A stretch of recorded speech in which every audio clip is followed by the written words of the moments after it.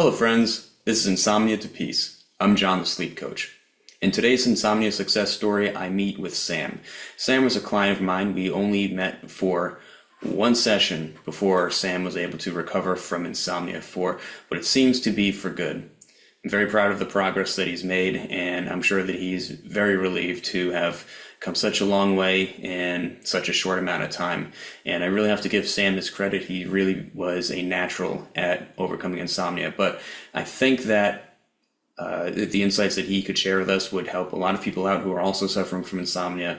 And I wanted to give him a voice, especially since everything came so naturally to him. Having said that, let's get on with the show. Sam, welcome to the program. Yeah, thanks for having me.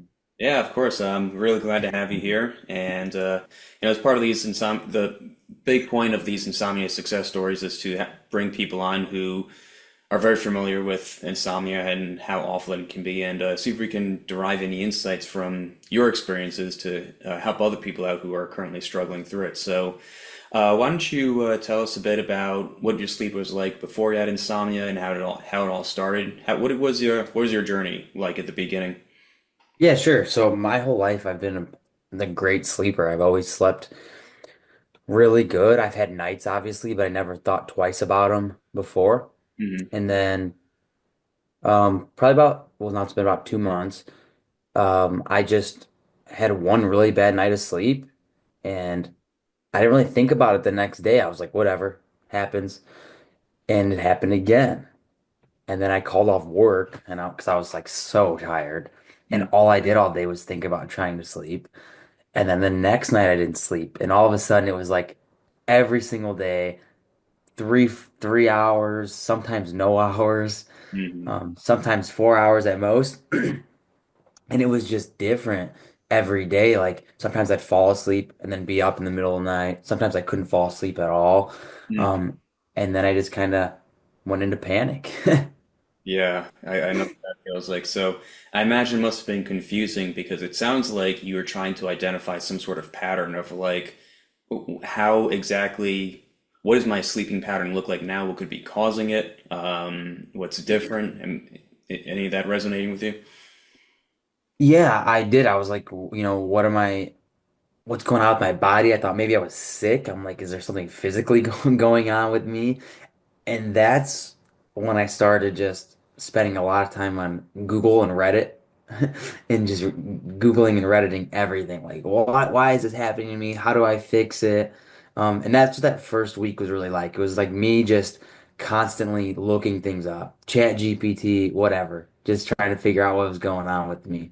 Um, and then the week after that was kind of when I started, literally in the span of a week, I probably spent over $200 on supplements. Yeah, very, very classic story. It's an understandable story too. That's something that I definitely went through myself. I think I spent a bit more money on all the possible solutions, including doctor's appointments, supplements, anything. I was desperate to try something out myself. Going back to that's interesting to hear that there's no initial there's a lot of different things that can cause a sleep disturbance, whether it could be something as mundane as it usually is something mundane, like whether it's traveling on vacation or work-related stress, or maybe you had too much coffee right before you went to bed or something like that.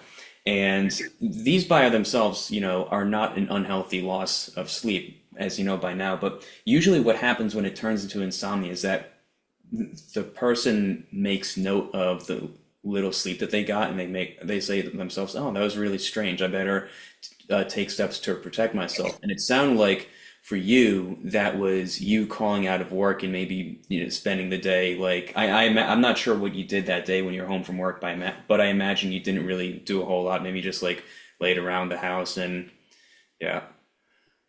That's it. I was that because I was 2 days in a row that I was like that. So I was miserable. I was so tired. And yeah, I didn't do anything that day. Yeah, it's crazy how much power insomnia can have on our lives, and it's it's another very understandable mistake to do things to, I guess I call it, or I would call it appeasing insomnia when we shut our life down, we don't go to work, we don't hang out with our friends and family, and we say, no, I can't because A, I'm not feeling super great, but also I'm afraid that I'm going to stay out tonight, and I'm going to be in too excited of a state, and therefore sleep is going to be that much harder for me to sleep tonight. I can't go. There's no possible way I can go 3 days in a row without sleep. That would just be the worst possible thing. Imagine, and then it starts to snowball, and by now you're definitely familiar with that. But okay, so and then you started going down the rabbit hole with like the sleep hygiene stuff. What besides supplements, what other stuff did you try out? Yeah, well, first I'll answer that. For another thing too, like I realized then it started. I stopped going to the gym, which I did all the time, and kind of what you just said there. I didn't really want to go out with my friends because I was like I need to sleep again, and it kind of ruined my social life as well. Um, but other things I did. Weighted blanket Hmm. didn't work. Yep. Um, Happy Light or the one of the 10,000 lux Oh, lights that yep. you yeah. Um, those and then just the supplements like L-theanine, I don't know how you pronounce it, but that melatonin, all of them, all the ones you see when you're on the insomnia page, valerian root, Uh-huh. and obviously because that wasn't the issue, none of that stuff worked. Yeah, and that must have been really scary. That's like that's when things get very scary very quickly for most people when they say, okay, I've got this problem. It seemed to come out of nowhere, which is strange, but I'm doing all the things that have clinical research and data that suggests that, this is good for sleep, that's good for sleep, yada yada yada yada yada, and it's just not making a dent. No, and I another thing I forgot too, I started doing no screens and put blue light glasses on at night. And I obviously never did any of that before, but that was another one that I thought like maybe if I do this, it'll help. So yeah. Yeah, all the typical sleep hygiene stuff it's so well intentioned. And my take on that stuff is that it really helps. I don't want to sound like, I don't want to sound anti-science or anti-medicine or research or whatever. I'm sure that stuff does help, or there is some benefit for people who don't have insomnia. But when you do have insomnia, it doesn't really address the issue at the root level. And then we start to obsess over or let me ask you this. Did you start to find yourself obsessing over like whether or not you're getting certain aspects or minutia of the sleep hygiene stuff done correctly? Yeah, I mean, because I coach baseball. So leading up to during this time we were doing winter workouts twice a week. And on those nights we'd get out of baseball like 9:15. And Hmm. I'd be like, well, I'm already 30 minutes late on my melatonin and this and that. And then I would take it. And then I'd also have that idea like, if I take this, I have like a 30-minute window to fall asleep. And if I didn't, I was just going to be up the rest of the night. Yeah, it's a very it becomes such a it almost feels like a did you feel like you were stepping on eggshells trying around with your own body trying to get everything just picture perfect? Yes. I mean, exactly. Like, if a certain time, if it hit like 7:30, I'm like, oh, I got to put my glasses on. Like, so everything like that. Yeah, and our attempts, our well-intentioned attempts to make sleep happen, especially when in that a very scared state, you can see now how like how quickly your life became more and more and more committed and dedicated to making sleep happen, which is something that you never really did before. Yeah. And then, like, with every day that would pass, I was just kind of getting more scared because I'd spend all my time on social media, like reading about it or Google. And I'm thinking, I know even you experienced it for years, but I would see people saying, yeah, I've lived with this for 20, 30, 40 years. And I'm like, I've had it for a month and a half. I'm like, I don't know how I can do this anymore. Yeah, it's not pleasant, but the good thing about those sort of stories when people say they've had it for decades is that knowing that it's even for people who've had it for such a long time and for with such severity is that it is possible to recover. It's always possible to, I believe that it's possible for anyone suffering from insomnia to recover. I don't think it's an issue with your body at all. I don't think it suddenly stopped working on such a fundamental with something as important as sleep. I think it's just more so that we've developed this fear of being awake at night or fear of losing sleep because we just know by now how shitty sleep deprivation feels. Yeah, I mean, yeah, yeah, like I said, it was just it felt horrible and it kind of just kept spiraling. And yeah, I just someone I'm talking about it to other people, I feel like, oh, I only had it for a month and a half. That like people are probably like, oh, that's nothing. I've had it for years, you know. But for me, it felt like hell for that month and a half. Yeah, I mean, like there's no. I hope people didn't do that. What's that called? Gatekeeping with you. Like if you have it for like 3 days, I mean that's more than enough. It sucks immediately. Um, but yeah. So you were on Reddit for a while, and uh, what happened next? What was the turning point for you? Like, I'm trying to think what else before I met with you. Like, it was just, I guess it was just it was keep getting worse. It was kind of the same. Went to the doctor. Hmm. They prescribed me pills, but obviously I knew that wasn't gonna be a long-term solution at Hmm. all. And I did try them. I took them a couple times, but they didn't really do anything. Uh, so, because again, that's not my problem. Yeah. So then I was just like looking for answers, I guess, because I would talk to people and they all give you the same stuff. Like, are you meditating? Are you doing this? And I'm like, yeah, whatever, you know. Um, and then you reach out to me, and then I met with you. Um, and I was just like willing to try anything at that point, you know. I didn't think I was going to be, I don't know the right word, but healed that quickly. I thought it would take a while. Hmm. And literally after the first time we met that night, since then I slept seven or more hours every night. And on top of that, because I'm on spring break right now, I'm a teacher. I even been sleeping 7, 8 hours, 9 hours, and napping during the day, There you go. which is crazy. So. That's a really fast recovery story. I'm not gonna lie, that's probably the fastest I've ever seen anyone recover, especially out of people that I've worked with personally. So I'm really glad that this stuff came naturally to you. But before we get into the a little bit deeper into the into like our session, like what Right. insights we played around with them.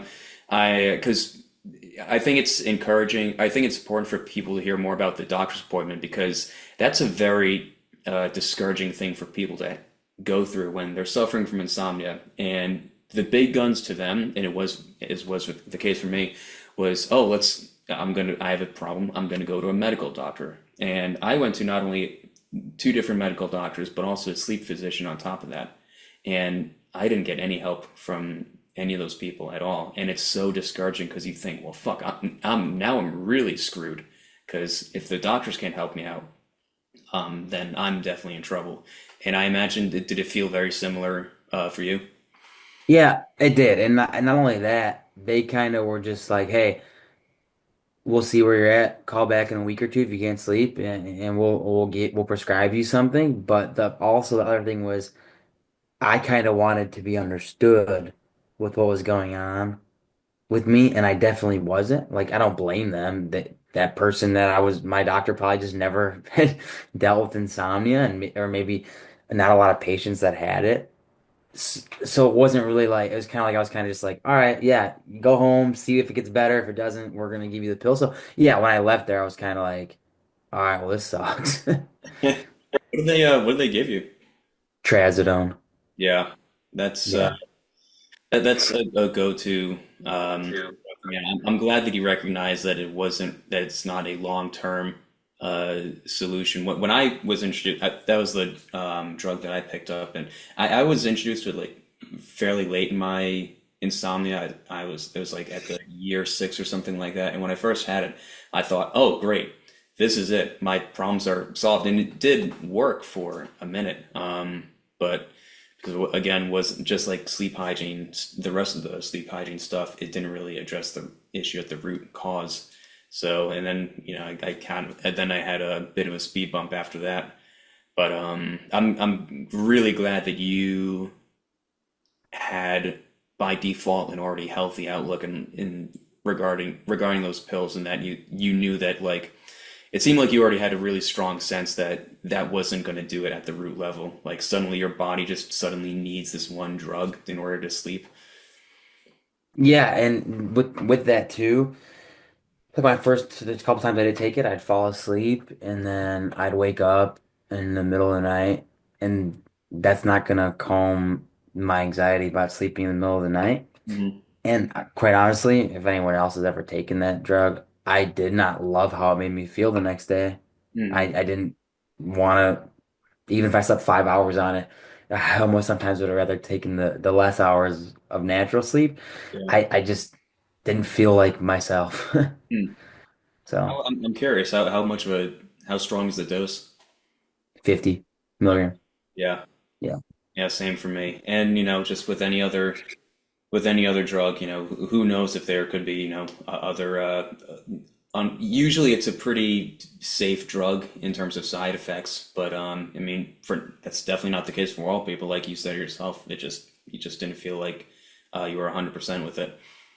Yeah, it wasn't anything crazy. Like I said, I just didn't feel like myself all Yeah. day long. And yeah, yeah, didn't really feel like doing anything after work and stuff. So Yeah. So, and then we met up on Reddit, and we scheduled a meeting shortly after that. What did uh what was it that was there any particular insight or insights that we talked about in the session that really made you have this light bulb moment? yeah, I guess three things. So I guess I'll go one at a time.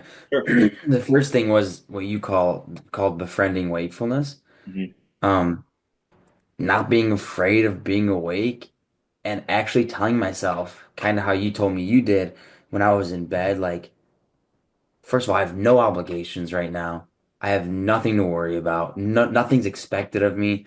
I can just lay here and my home is safe. It's nice. My bed is comfortable.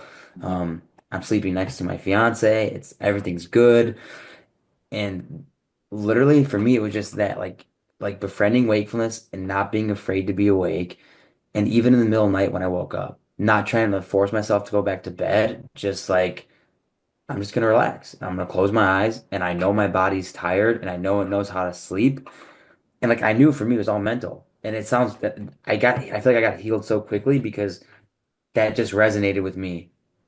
Like that befriending wakefulness and actually not just saying those things, but actually buying into it. Hmm.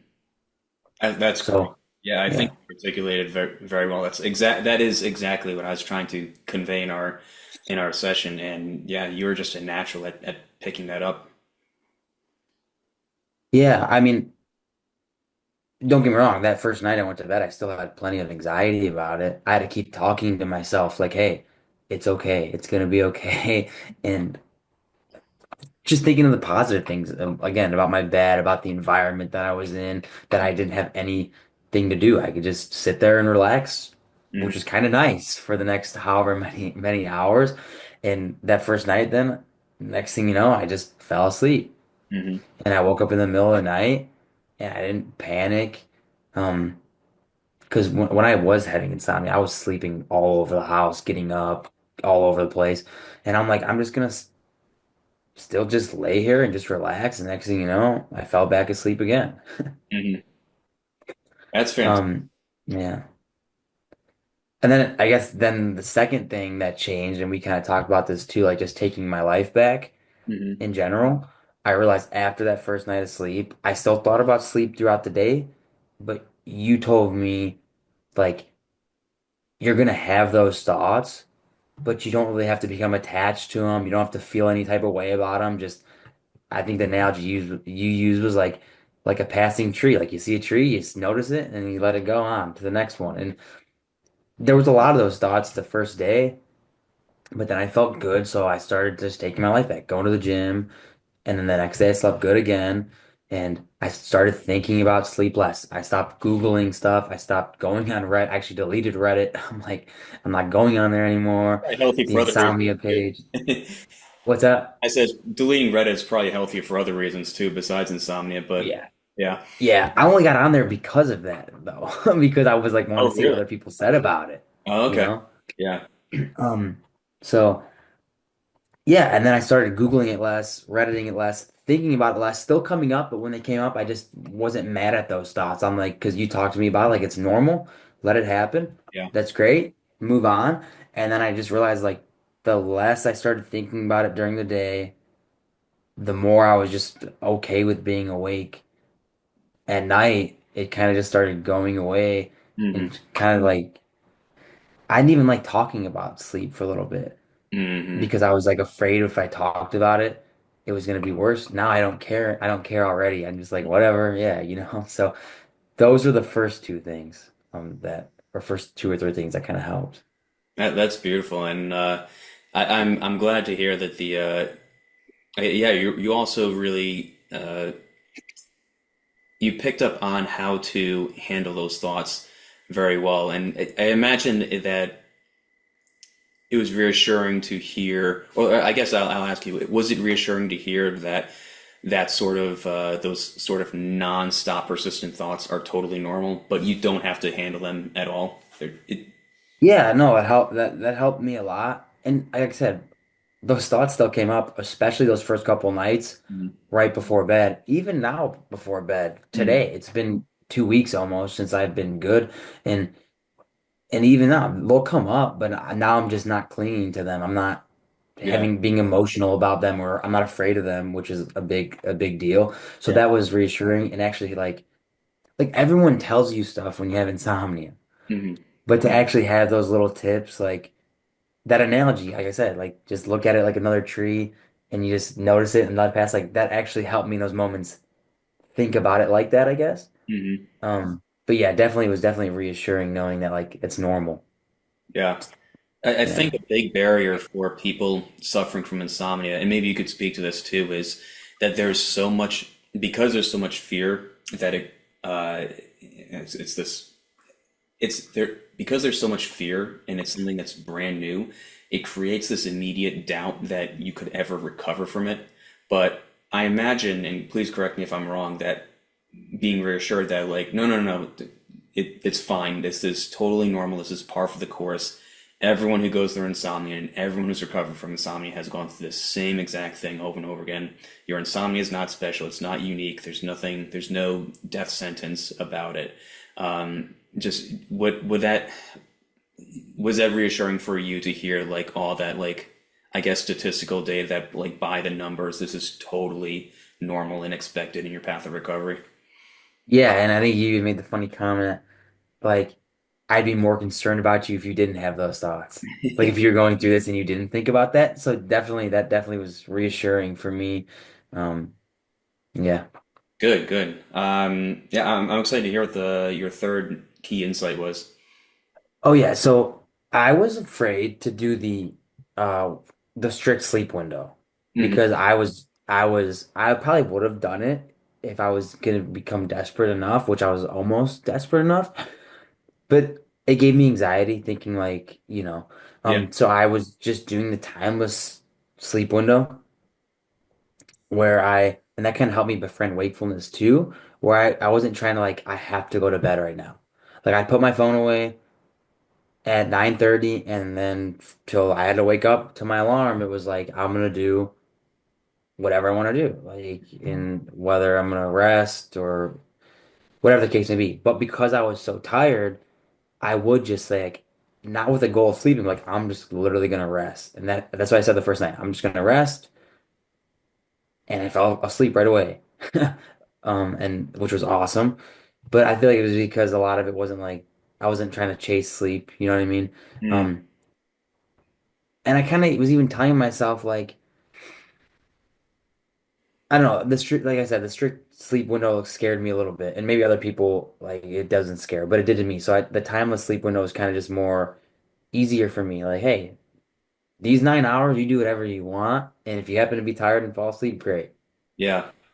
That's a few things to say to that. Yeah, that sleep restriction window can feel, to your point, it can feel very scary or too rigid for a lot of people. It personally, I used it a lot during my own recovery journey, but as we get further and further in recovery, we want to do anything, the stuff that has fewer rules. It's just at first for a lot of people, I think myself included, having that rigid structure was it was helpful in a way, especially since for whatever reason, I responded to it really well. But nowadays, like, I'm a year into recovery. I don't follow any sleep restriction window at all. I mean, my sleep hygiene is nightmarish, to be honest. Like, I mean, I drink coffee until like 5 o'clock at night. Yeah, I go to bed anytime from like 10 to 2 or some, and it's all over the place. And in theory, according to the current medical research, I shouldn't be sleeping at all. Yet yeah, I've never slept better now. And shoot, I'm trying to think. I had another point. I'm trying to remember what I wanted to say.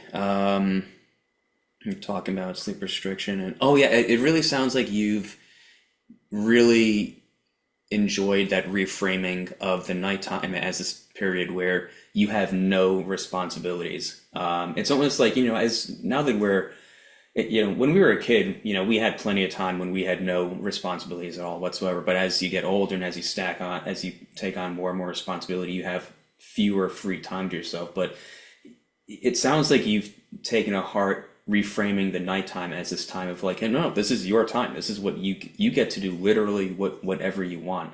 And it sounds like that really landed with you. Yeah, I know maybe like when I'm talking, I make it sound like it was super easy because my recovery was quick, Hmm. but those thoughts came up all night long. Hmm. But I feel like then I had ways to just tell myself and tools to use to not make it like spiral, to not make it worse, to actually just relax, you know? Hmm. Um, so like I said, I don't really make it sound like it was easy because I still had incredible amounts of anxiety about it. Yeah. Just as the days went on, I just became more accepting of that, befriending wakefulness and being okay with being awake and just like really enjoy, like yeah, kind of enjoying the night regardless if I was sleeping or not. Yeah. That's great. And in assuming in the future, like that you do have a bad night of sleep, it could, which is, happens to all of us, no matter if, even if you've never had insomnia, that's just part of the human experience. How do you think, let's say, like worst case scenario, you had like a night of no sleep. How do you think you would react to it now as you did before? That's actually funny you asked that. Probably 5 minutes ago we were talking, I was thinking in the back of my head, like, what if that happened again? Hmm. Like, honestly, I think I would just shake it off, like, and just not even think about it, like, because I realized that didn't help, and I know that my body knows how to sleep. I Hmm. know that my body gets tired. I would just carry on with business as usual. It doesn't mean sure I might not have the best day ever, but um, I definitely know I wouldn't react how I did last time. Like, I'm not looking things up. I'm not gonna spend all my time doing that. I'm not gonna take anything. I'm just gonna accept it for what it is. And honestly, after going through it, like literally for every day for a month and a half to 2 months almost, one day wouldn't be all that bad anyways. Yeah. And it's great to hear. I think that when you're on the path of recovery, which it sounds like you're already pretty far along in it, um, now that you've had a streak of nights where like a week and a half or 2 weeks, or however long it's been, where now you've regained that confidence of, oh, there's actually nothing wrong with my body. Like, like your body chemistry isn't drastically changing on a weekly basis. That would just be insane. But it's good to know now that you have all those good experiences under your belt. Now it sounds like you've had that, for lack of a better term, much stronger sleep confidence, and now you know what to do and what not to do. But also, furthermore, it sounds like you know that you don't have to actively manage any residual anxieties that come up. It's like, I mean, you had them before. You had these anxieties, but you knew that you learned that you didn't need to have zero fear in order for sleep to come to you. Yeah, that's a good point too. And that's the point you made when we met. Like the thoughts that come up during the day, they don't mean that you're not going to sleep at night. Hmm. There's literally no correlation at all. And that's another thing that helped me too during the day was thinking like, okay, this doesn't actually impact your sleep. And like I said, even now, like I've never really been a napper ever. And I've been able to nap twice in the past couple days, which is maybe even three times actually, which is just crazy. And that's what I'm trying to say. I knew my like nothing was wrong with my body. Like Hmm. if I'm able to do that after a full night's that and that was another thing too I was worried about. Like maybe in that month and a half I did have a good night's sleep maybe once and I'm like, oh well, I'm probably not gonna sleep the next night, Hmm. which obviously it's just natural to think that. But now it's like, okay, I sleep 8 hours however many days in a row and I'm napping and I still fall asleep at night. So that's built my confidence too. Like I know nothing's wrong with me. That's really fantastic. I'm so glad that it you turned around so quickly. And have you, since you've recovered and made this quick turnaround, have you been telling other people, or do you know anyone else personally that struggles with sleep? Have you tried offering any insights to them? I don't really know anyone that I mean, I know people struggle with sleep a little bit. Like, I have a family member, not like a close family member, but a distant family member that I know has it. Um, but no, I haven't talked to anyone yet. Um, which I don't know because I feel like some people might hear me say some of the things I'm saying and just be like, "Well, that's easier said than done," you know, and like whatever that did like that won't work. So I haven't really told anyone yet. I mean, I told my family members close to me, like, this is what I've been doing. It's been great, you know?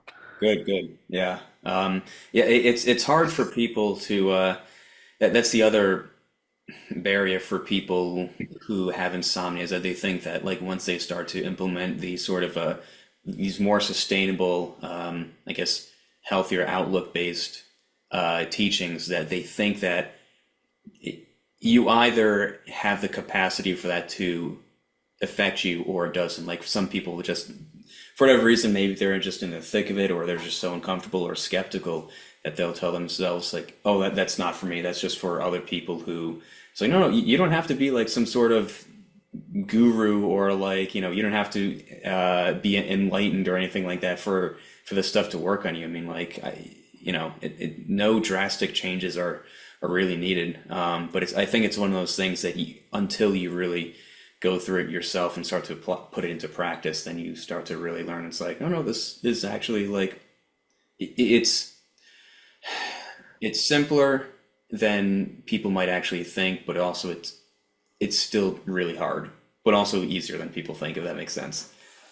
Yeah, I didn't, kind of funny. I didn't realize until we're having this conversation now how many things that you told me that day that I've really been using, or like little things that you've said, like the different analogies or different comments you made that I didn't realize I had in my mind that I've been using until we're talking about it now. And I'm like, oh, that's kind of funny. I've subconsciously or sometimes even consciously been using those things, but I kind of forgot how much I actually, I guess, got out of how many tools I've been using from that's one session. That's great. I mean, like, and I'm really glad that we were able to get in touch really early on in your insomnia, so you didn't have to, go through that much longer. Because, like, I know you said like, that you didn't have it for years and stuff, and that's all well and good, but like a month and a half while on its own, it's not pleasant. It's really awful. Did you have those moments where you? I don't think we talked about this in your first session. Did you have those moments where or your only session, where you were those nights where you weren't sure if you were awake or asleep, and you're like kind of in that in between state? Oh, we did. I think we did mention that briefly. Okay. Um, Yeah, I think I had that happen to me a lot. I think I was sleeping more than I thought I was sleeping. Yeah. Because, which I don't know if that's not considered deep sleep or whatever, but some nights I would be like, I thought I didn't sleep much at all, and I'd wake up and I'd be like, oh, I feel better than I thought I Hmm. would. But that kind of sparked something different in my head is that when I was going through that, I was like literally grading my sleep every night. Like, and that was kind of dictating how I felt. Like, oh, I only slept 4 hours. I'm gonna feel terrible. And that was kind of dictating my day instead of just uh waking up and just going about my day. Like even last night, I probably didn't hit. It was probably the worst night of sleep I've had in 2 weeks. It was still great. Don't get me wrong.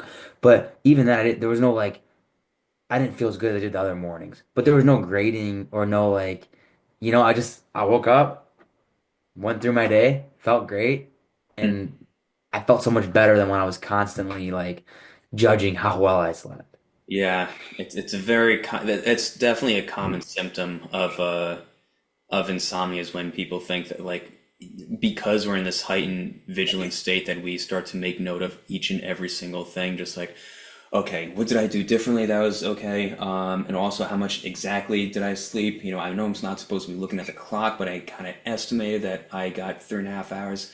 Dang, if I only got 3.5 hours, I'm only going to be at 40%, of performance today. And you start doing all those mental gymnastics, and it's exhausting to do that for. I mean, that's going to make you feel way worse if you're thinking about that sort of shit nonstop for hours and hours. I mean, like, never mind just for 30 seconds. It's just uncomfortable, and we're not designed to constantly monitor and care about our sleep like that. Well, furthermore, we just don't have to do that. Yeah, and like you said, it's not easy. It's something, but it's something that has to be done. And Mhm. we kind of talked about that too during my session was like just relaxing there and not worrying about it and sleeping for a little bit is better than just that constant stressed out, broken up sleep that just carries into your day and then the whole day you're just thinking about it and worrying about it. Like Yeah. that makes you feel way worse. Yeah, yeah, it definitely does. It's like I don't think anyone would recommend, oh, if you want to feel better, just really stress about things that you cannot control at all. I don't think I've ever heard anyone recommend that. Um, I think one last question I've got for you before we wrap up is, and maybe you already touched on this already, but what was the most surprising thing about the past month and a half, 2 months? You just mean surprising like in general? Yeah, yeah. What stood out to you the most? I mean, because that's you've been through quite a lot in the past 2 months or so. Yeah, I guess one thing that stood out to me regardless was like I can't and it's kind of when we talked about this like I can't give my life up just because I can't sleep. Hmm. Like sure, I might go to the gym and I might not have the same intensity I always do, but it was literally controlling my life. And I felt bad for my fiance because literally it's all I talked about all day long in Hmm. all my relationship was talking about sleep and and worry about sleep and not like live my life. Um, so I guess that was the thing that stood out to me the most was like regardless, I have to try and live Yeah, my life. And just remembering that like and we talked about this too. Because I thought when I had this, I'm like, I'm gonna develop some kind of disease. I'm gonna get some kind of sickness. And you told me like that there's been no correlation, especially in that short amount of time, that like insomnia leads directly to this. We kind of talked about that a little bit. yeah. There's no So cause. It's like causation oh versus yeah. correlation. So, but I know what you're trying to say. Yeah, I was trying to explain it. I can't explain it well, but yeah, that those were some of the things that stood out to me, I guess, and also how quickly I was able to kind of put it behind me. Mm. That's great, and I'm glad to hear that you had a supporting partner to help you out with that. I remember one more question I had for you. Did you ever have those nights where you swore up and down that you didn't get any sleep, but your fiance told you that yeah that they saw you sleeping like sleeping sound, like that maybe they saw you snoring or something like that. Yeah, but I didn't believe her. Yeah, Like seriously, like she'd be like, "No, you fell asleep," because like she's like, "I can tell you were sleeping." I'd be like, "No," yeah, but yeah, she did say that a couple times. yeah. That's. I'm glad that you had that reassurance. Because for a lot of people that uh regularly sleep with somebody they have that advantage of like, oh wait, okay, unless my my wife or husband or whatever is flat out lying to me, which I don't think they are. It gives you that sense of it can be a sense of encouragement for a source of encouragement for people to hear that, like, oh no, that's it, sleep did happen, so maybe I'm not as bad of a place as I thought. Yeah, yeah, for sure. Well, Sam, I'm really glad to hear that you made such a quick turnaround. That you seem to really pick up the stuff very quickly. You're just natural at it, and yeah, I mean, I would say that I think you're going to be fine, but you already are.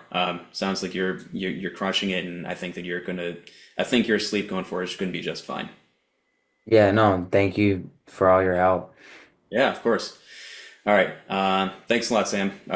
Thanks for coming on the show and giving us your insights. And I think that you giving your perspective on sleep and insomnia is going to help out a lot of other people. So, yeah.